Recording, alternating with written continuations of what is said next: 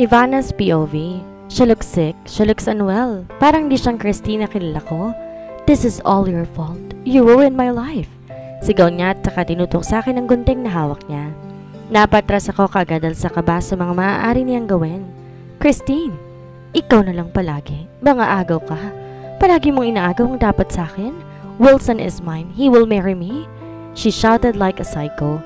At ang sunod niyang ginawa ay talagang di ko inaasahan.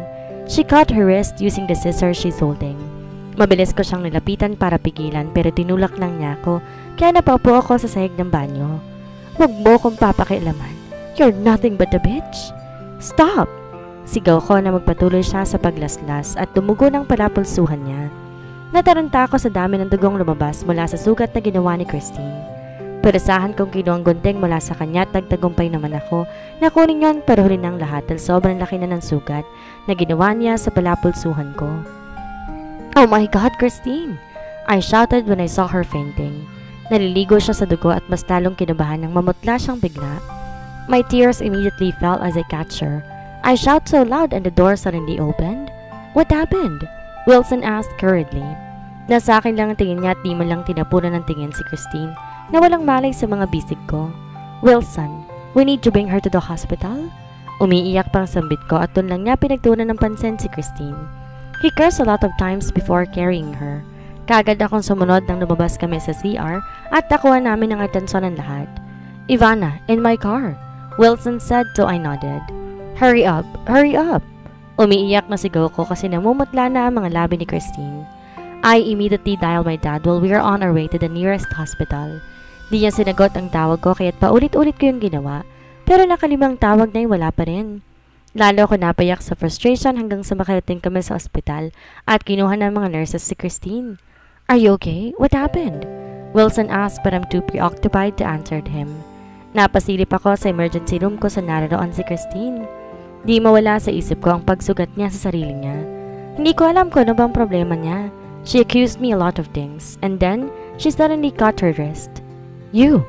Kung may mangyayaring masama sa anak ko, ipapapatay kita. Di ako nakapaganda nang dumapong sampal ni Tita Christina sa pisngi ko na humahangos. What the? Wilson shouted before pulling me to his side. But Dad is so angry right now na parang wala siyang pakialam kahit nandito si Wilson. Mabilis siya lumapit sa akin at sinampal ako ng malakas na halos nakapagpabingi sa akin. And the next thing I saw was Wilson punching my dad's face. We can just let your daughter die, but we did not. He shouted before dragging me out of the hospital. Pagkarating sa kondo ko, humagulhol ako ng sobra. I hugged Wilson too tight and he did not say anything. Niyakap lang niya ako lumahigpit at paulit-ulit na hinahalikan sa noo.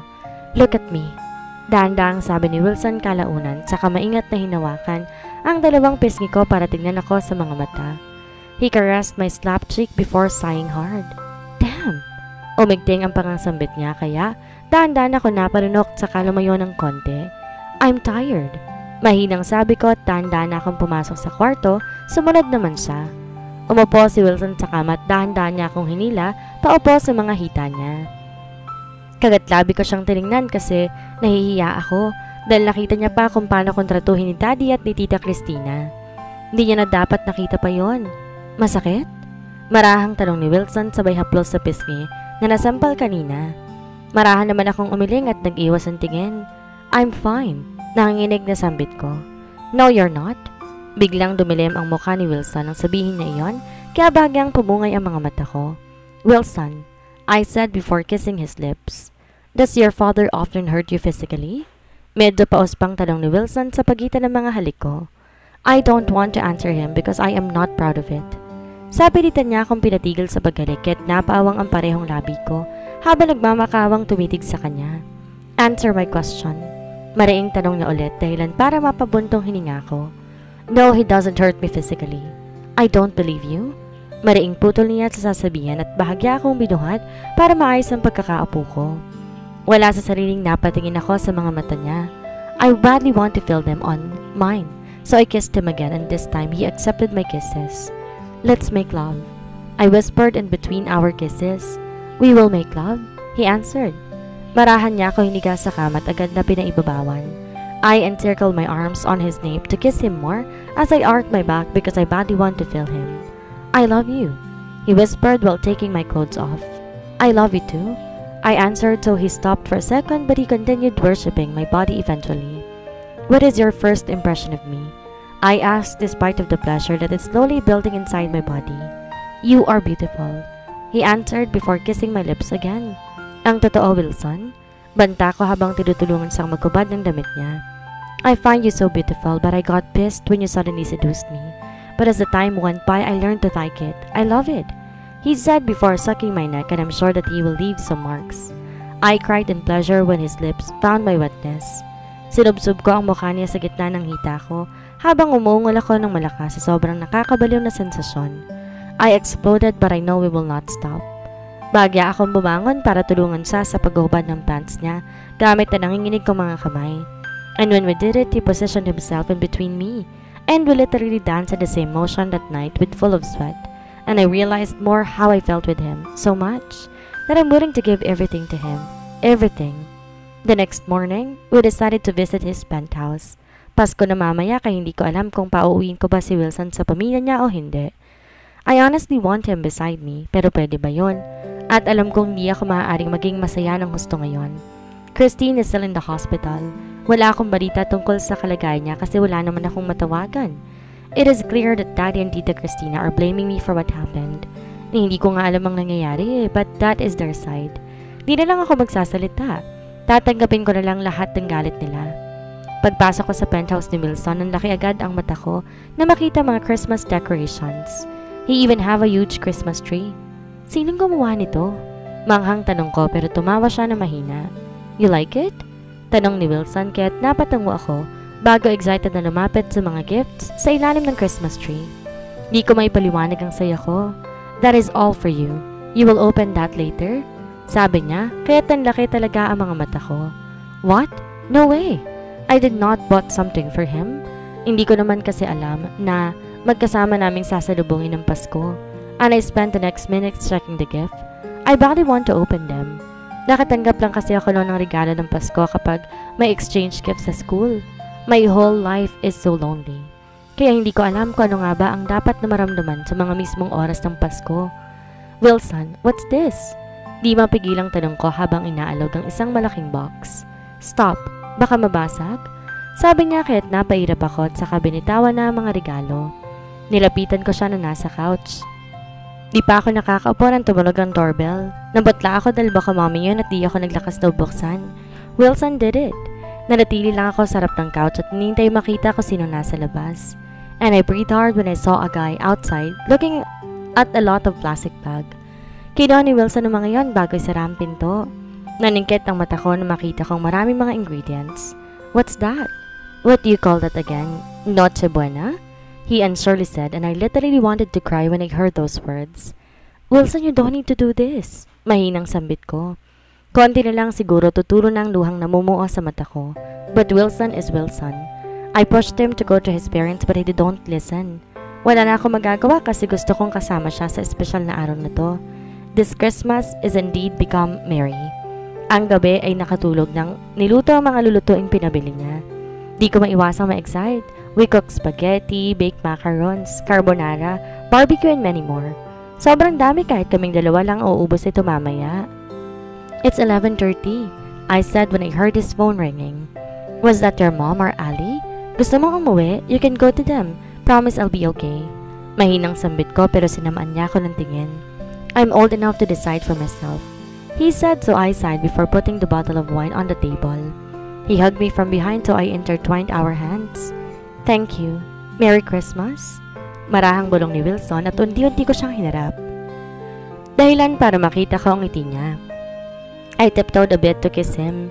Isang mabilis na halik ang plano kong ibigay sa kanya pero nang lumapat ang labi ko sa kanya, hindi niya na to pinakawalan. I kissed him back and I circled my arms on his nape. Merry Christmas, we both said after we kissed. And this is the first time that I felt beyond happy on Christmas Day. Siguradong di ko to makakalimutan kahit anong mangyari. We ate the foods that we prepared while talking happily. Di nawala ang ngiti ko habang kumakain, ganun din si Wilson. Matapos kumain, pumunta kami sa malaking Christmas tree. We took several photos that I will surely treasure. You can open your presents now, he said so I smiled before sitting just near the Christmas tree. Akin lahat to? Are you sure, Wilson? Hindi makapaniwalang tanong ko ulit. Dahil nabigyan na ako ng necklace na hindi ko inaalis sa leeg ko. Yes, sabi niya sabay upo sa pinakamalapit na couch para panoorin ako sa pagbubukas ng mga regalo. I started opening the gifts and the first thing that I got is a designer bag. Lahat ng to galing sa mga designer brands at napapasinghap na lamang ako. Oh my God! I gasped when I saw my perfume and some makeup designer brands too. All in all, his presents worth some more than $1 million. You like them? He sweetly said before tapping his lap. Tumayo naman ako at dahan-dahang sinunod ang gusto niya. I don't want and need those things, but thank you so much. Dahan-dahan niyang pinaglaruan ng palasing-singan ko habang nakangising parang may naiisip. What? Tanong ko dahil sa ngising niya pero umiling lang siya dahil tumango na at buhat ako. Nope, he answered while chuckling a bit. Pinaningkitan ko siya ng mata habang naglalakad siya tungo sa kwarto niya. Buhat-buhat ako. Di nawala ang ngiti ko hanggang makatulog kami, pati na rin pagising namin sa umaga. I'll just get something from my office, he said while we're still cuddling in this cold morning. Babalik ako sa kondo ko. No, we will sleep here. You must move here with me, he said so I rolled my eyes. Fine, I will sleep here as long as you want. Pero kukunin ko lang mga importante kong gamit sa kondo ko. Just drop me and I'll wait for you there. Sabay na tayong umuwi dito mamaya. Sabi ko at mukhang nakumbinsi naman si Wilson kaya pumayag. Bumangon kami at naghanda. We ate our leftovers last night and we immediately went to the parking lot. Wait for me in your condo. I'll be just quick. May kukunin lang na papeles. After a couple of hours of driving, he dropped me in front of my condominium building. Mag-isa at tahimik akong umakyat sa kondo ko. At nang makarating ako doon, agad kong nilagay ang laptop sa lalagyan para madala ko sa penthouse ni Wilson at iba pang skincare. Di na ako magdadala ng damit. Dahil may damit naman ako doon at kung wala, damit na lang susuotin ko. After packing my things, I immediately decided to just wait for Wilson in my living room. Pero kakaupo ko pa lang sa couch, nakarinig na ako ng doorbell mula sa labas. Kaya nangunot ang noo ko. Wilson has a key, so who it might be? Kahit nagtataka, mabilis akong tumayo para pumunta sa pinto. At yun na lang ang pabumutla ko na makita kung sinong taong nasa labas at mukhang di maganda ang gagawin sa akin. I swallowed hard while looking at his angry and dangerous face. Dad? Nanginginig na sambit ko. Napuno na ako. Ivana? Mag-uusap tayo ngayon din. Itutuwid ko ang baluktot mong buhay. Pagalit na sabi niya, tinulak ang pinto para lumaki ang pagkakabukas at tuloy-tuloy pumasok sa loob na parang isang hari sa nasasakupan. Takot at kabado man nasara ko ng ayos ang pinto bago siya balingan. Dad? Cut your drama, Ivana. Kristen is a critical condition because of you. Habang ikaw nagsasaya kasama ng lalaking dapat pakakasalan niya, kailan ka pa nawala sa katinoan? Kailan ka pa naging isang madumi at mababang babae? Yun ba ang tinuro ko sa'yo? Pinag-aral kita tas gantong gagawin mo?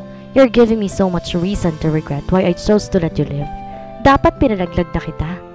My heart shattered from what I heard. Wala ka man lang bang utang na loob sa pagpapakain at pagbuhay ko sa'yo? At ito ang gaganti mo? You are disrespecting your sister? He shouted. I am not disrespecting her. Wilson is in love with me. He does not even care about Christine. He does not even Christine if she die. Mas sumagulhol ako sa pag-iyak nang dumapo sa kalawang pisngi ko. Ang pala di daddy na halos nagpabingay sa akin. I could feel the hurt but I still looked at him using my tearful eyes. You are not my daughter. Wala akong anak na bastos. Sana pinalaglag kita na nasa sinapupunan ka pa ng nanay mong malandi. You're just like her. Kinakahiya kita. Yes, Dad. She is perfect and I'm the worst daughter you hope you never had. Am I your daughter? Kahit kailan di ko naman naramdamang may ama ko eh. I was all alone. Hindi mo alam kung gaano kasakit para sa akin lahat. Yes, may allowance ako bigay mo, but I want a dad. I don't want your money. Humahagulhol na sumbat ko. Gusto ko ilabas lahat ng hinanakit na matagal ko nang tinatago. Halos araw-araw ko nagdadamdam dahil masaya siya sa pamilya niya. Habang ako kahit atensyon hindi niya mabigyan. Ilang beses akong umiyak dahil tuwing family day sa school walang pumupunta. Tuwing may meeting wala akong magulang. Ang maid pa sa bahay nila ang nagmamadaling loob. Nasamahan akong umakyat sa stage ng elementary at pinasan ko yun lahat. Pinasan ko lahat ng sakit. And now I found Wilson. He understands me. Wala pa akong sinasabi, alam niya na yung nararamdaman ko. Siya lang ang meron ako.